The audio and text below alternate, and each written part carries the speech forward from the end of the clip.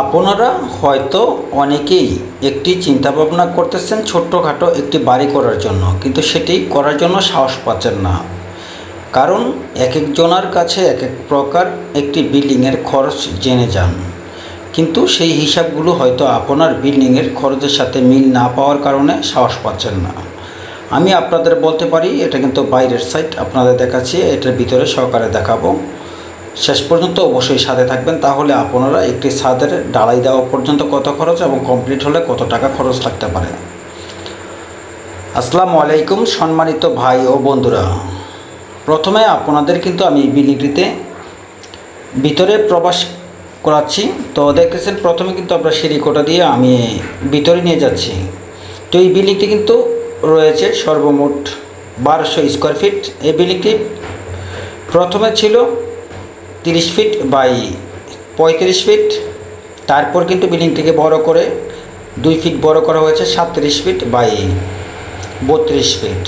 তো এই বিল্ডিংটিতে 12টি কলম দিয়ে করা হয়েছে। 1200 স্কোয়ার ফিটের এই বাড়িটি 3তলা ফাউন্ডেশন দিয়ে করা হয়েছে, এখন একতলা কমপ্লিট হয়েছে। তো কমপ্লিট হইতে আরও কিছু কাজ বাকি রয়েছে, তবে পুরোপুরি কমপ্লিট করতে কত টাকা লাগবে সেটাও কিন্তু আপনাদের আমি বলবো। তো দেখতেছেন আপনাদের কিন্তু আমি একতলার যে নিচতলায় যে কাজটি সেটি আপনাদের দেখানোর চেষ্টা করতেছি। প্রথমে কিন্তু আমি সিঁড়ি করে দেখাচ্ছি। তো সিঁড়ি করা কিন্তু অনেকে দেখেছেন যে মনে করবেন এটা কিন্তু বাম সাইডে হয়েছে, সিঁড়ি কিন্তু ডাইন সাইডে হয়ে থাকে, এটা কিন্তু বাম সাইডে হয়েছে। তো বাম সাইডে হওয়ার কারণ হচ্ছে যে দেখতেছেন হলরুমে ঢুকতে গিয়ে বিল্ডিংয়ে একটু সমস্যা হয় এই সাইডে দিলে, তো সেই জন্য কিন্তু এটাকে বাম সাইডে সিঁড়িটি করা হয়েছে, সেটি ইঞ্জিনিয়ারের পরামর্শ অনুসারে। তো প্রথমেই কিন্তু আমি ঢুকে কিন্তু একটি হলরুমে ঢুকেছি। হলরুমে থেকে কিন্তু আপনাদের দেখাচ্ছি, দেখতেছেন ভিতরে থেকে কিন্তু একটি ব্যালকনির মতো দেখা যাচ্ছে। তো এটা কিন্তু বাইরে থেকে ব্যালকনি এবং ভিতরে থেকে কিন্তু এটা পুরোটাই একটি হলরুম করা হয়েছে, যাতে বাইরে থেকে বোঝা যায় এটাতে দুটি ব্যালকনি রয়েছে।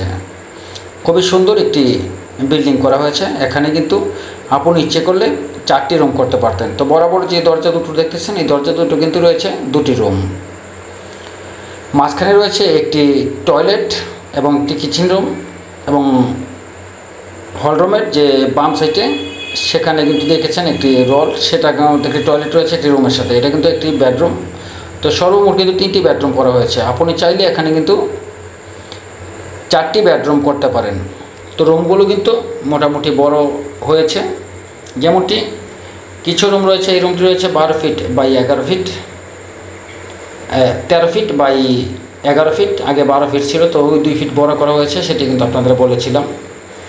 এখানে কিচেন রুমটা কিন্তু খুবই একটি বড় সড়ো হয়েছে, 8 ফিট বাই 7 ফিট রয়েছে এখানে একটি কিচেন রুম।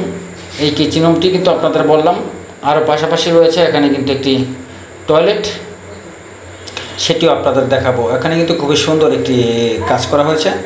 আপনারা চাইলে কিন্তু এরকম একটি কাজ কিন্তু খুব সহজেই করতে পারেন। তো এই কাজগুলো করতে গিয়ে আপনাদের যে খরচগুলো নিয়ে চিন্তা ভাবনা করে থাকেন সেই খরচটিও আপনাদের আমি দেখাচ্ছি। তো এটা কিন্তু যে এইরকম একটি জায়গায় করেছি সেই হিসাবটি নিয়ে কিন্তু অনেকে চিন্তা ভাবনা করেন যে আসলে কত টাকাই খরচ লাগে। তো এখানে পিছনে যে রুমটি রয়েছে এই রুমটি কিন্তু ওই 12 ফিট বাই 14 ফিট। সামনে আরেকটি রুম রয়েছে, সেটি কিন্তু 12 ফিট বাই 14 ফিট। একটি রুম রয়েছে এখানে প্রায় 11 ফিট বাই 13 ফিট।